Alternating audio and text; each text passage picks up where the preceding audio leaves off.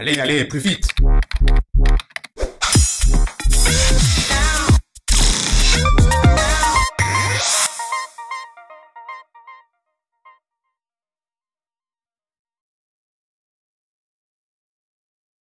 Il faut évidemment se poser ce problème de qu'est-ce que ça suppose pour des jeunes gens de 15, 16, 17, 18 ans, 20 ans, que d'entrer dans un monde dont ils ont toutes les raisons de penser qu'il ne leur réservera aucune chance d'entrer dans le monde du travail et donc de bénéficier via le travail de la possibilité d'apporter une contribution à la société, d'inscrire en somme leur vie, leur trajectoire, leur existence dans la société par une contribution qui quand même, pour la plupart de nous, je pense en fait pour tout le monde, passe fondamentalement par une forme ou une autre de travail et de reconnaissance de ce travail. C'est important. Ces gens sont privés, ne croient plus, en tout cas, n'ont plus l'espoir qu'un jour ils pourront apporter une contribution à la société, en vertu de quoi ils pourraient espérer en retour une reconnaissance, pas seulement un statut,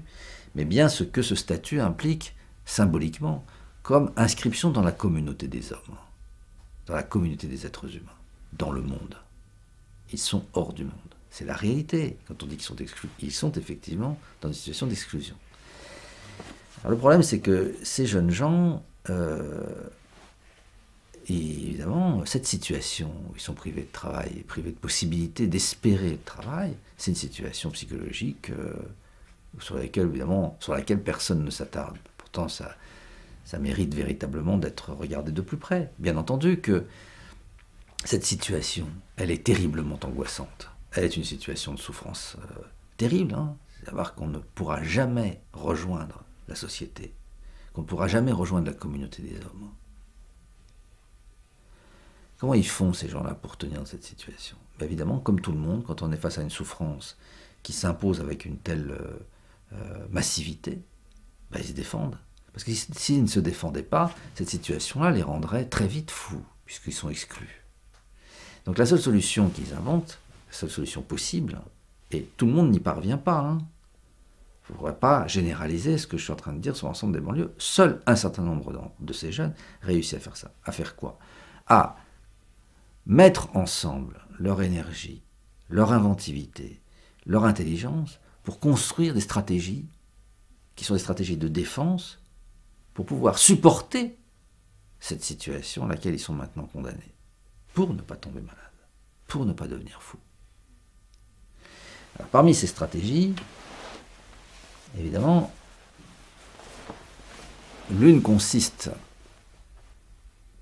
comme souvent dans les stratégies collectives de défense, à renverser le rapport à la contrainte ou le rapport à ce qui s'impose à eux sous la forme d'un destin, d'une fatalité ou que sais-je encore. Donc, on comprend bien que ce qu'ils désireraient, qui serait quand même d'entrer dans le monde du travail, évidemment, la défense, elle consiste à retourner. C'est-à-dire, puisqu'on ne veut pas nous le donner, c'est comme une chose un peu simple de La Fontaine, ils sont trop verts, dit-il, est bon pour des goujats. C'est-à-dire, retourner le rapport au travail en disant que rien n'est plus sot, rien n'est plus bête, rien n'est plus, finalement, peut-être du côté de l'humiliation. Ce qui est quand même, c'est peut-être le mot humiliation qui est important. Rien n'est plus humiliant que d'accepter de travailler. Alors qu'évidemment, le discours direct, c'est rien n'est plus humiliant que d'être récusé systématiquement de tout rapport au travail. Et donc celui qui va accepter les règles de travail, celui qui va accepter tout ce qui implique comme organisation de sa propre vie, le fait d'entrer dans un emploi, dans un contrat de travail, et ça commence déjà plus tôt, évidemment ça commence à l'école. Comment va-t-on devenir un travailleur? En apprenant à l'école. Bien sûr, il faut apprendre des connaissances, il faut apprendre le calcul, il faut apprendre à lire, il faut apprendre à écrire, il faut apprendre un peu d'histoire, il faut apprendre un peu de géographie, il faut se constituer une culture qui est celle-là même dont nous ne pouvons nous passer pour pouvoir entrer dans le monde commun de ceux qui travaillent. Enfin, il ne faut pas se faire d'illusions non plus. Apprendre à l'école, c'est une réjouissance, à condition qu'on y réussisse. Mais en attendant, avant de réussir et d'avoir les bons résultats, et on retrouve à nouveau l'histoire de la reconnaissance, cette fois-ci par les maîtres, par la notation notamment. Enfin bon, il y a d'autres moyens de sanctionner que les notations. Mais enfin, toujours, il y a cet espoir d'une reconnaissance quand même qui passe par là, avant qu'il puisse y avoir la réjouissance du plaisir de travailler, d'éprouver cette souffrance et de vaincre. Il n'empêche que d'abord, il y a le fait qu'on demande à ces enfants, à ces jeunes gens, de se colter avec la difficulté scolaire. Pas si simple que ça d'apprendre. Surtout quand on vient d'un milieu différent, quand on vient d'une culture différente, quand on n'a pas la langue. Apprendre la langue française, c'est pas du tout évident.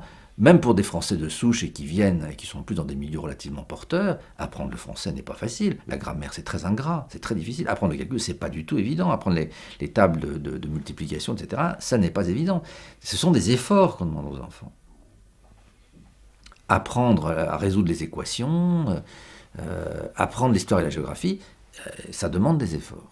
Alors, ces efforts qui sont, pour un certain nombre d'entre eux, quand même très contraignants, qui demandent un acharnement quand même, ça n'est possible que si, évidemment, en échange, il y a véritablement la promesse. Pas seulement de la reconnaissance scolaire, mais la promesse qu'au bout du compte, cet investissement en temps, cet investissement en effort, en renoncement à beaucoup de choses, il a un sens. C'est une émancipation derrière, grâce au travail. Mais à ce moment-là, vous comprenez bien que le rapport au travail à l'école devient précisément le symbole de ce qu'il faut rejeter. Donc devient évidemment inacceptable la conduite même de celui qui se soumet à la discipline de l'école, puisqu'il anticipe en quelque sorte sur la discipline du travail, ce qui est le comble du mépris. Il faut posséder, il faut consommer, mais évidemment sans travail. Donc la seule solution pour eux, c'est d'inventer des valeurs avec lesquelles on pourrait obtenir la consommation, on pourrait obtenir un certain niveau de vie, mais surtout sans travailler. Donc tout ce qui se trouve symboliser le travail, ou qui se trouve articulé au travail, jusque y compris le travail scolaire, devient ce qu'il faut condamner. Donc il s'oppose au travail scolaire. Mais il s'oppose également à qui? Au maître.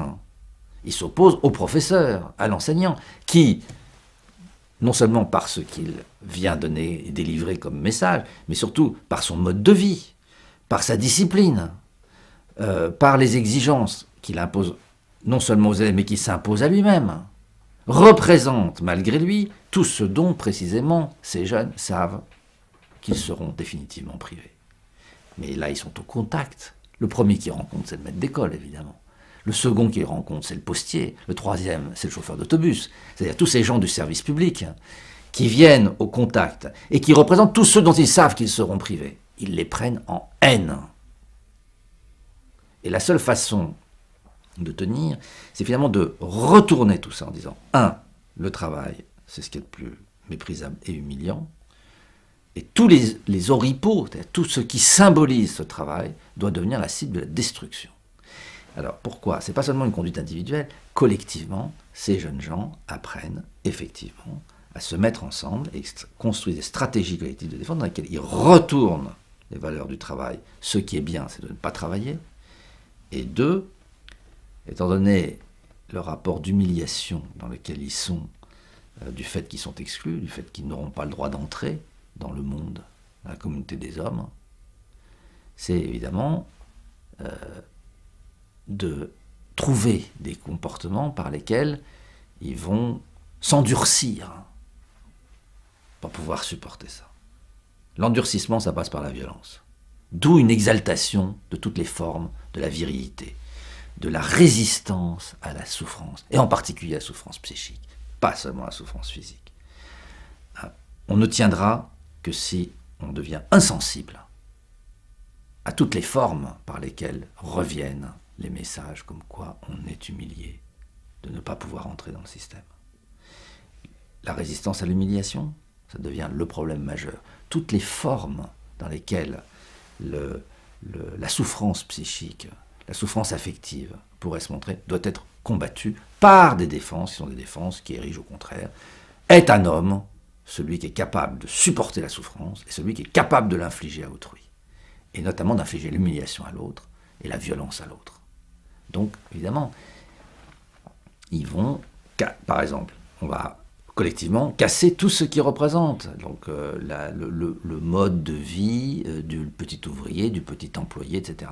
On casse les cabines téléphoniques, on casse les arrêts d'autobus, on salope et on détruit toutes les pancartes par lesquelles on peut reconnaître le nom des rues. On casse les cages d'ascenseur, on salope tout, on abîme tout. Tout ce qui représente ce petit monde, cet ordre, cette organisation, tout ça va être la cible. Et évidemment, bon, on apprend comme ça, finalement, à se blinder et collectivement à tenir face à un monde qui est quand même un monde extrêmement angoissant pour eux. Ils n'ont pas de place. Ils sont en dehors. Alors cette violence pose des problèmes. D'abord, elle pose des problèmes parce que c'est vrai qu'il y a un ressentiment quand même derrière tout ça. C'est pas seulement une défense, bon, plus ou moins ajustée à la situation.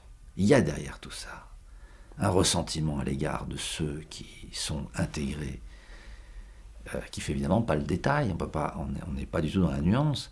Donc le chauffeur d'autobus, il apparaît comme un anti et comme l'ennemi. L'enseignant du lycée, du collège, c'est vraiment l'ennemi.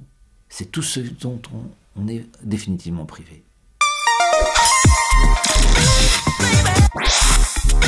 Now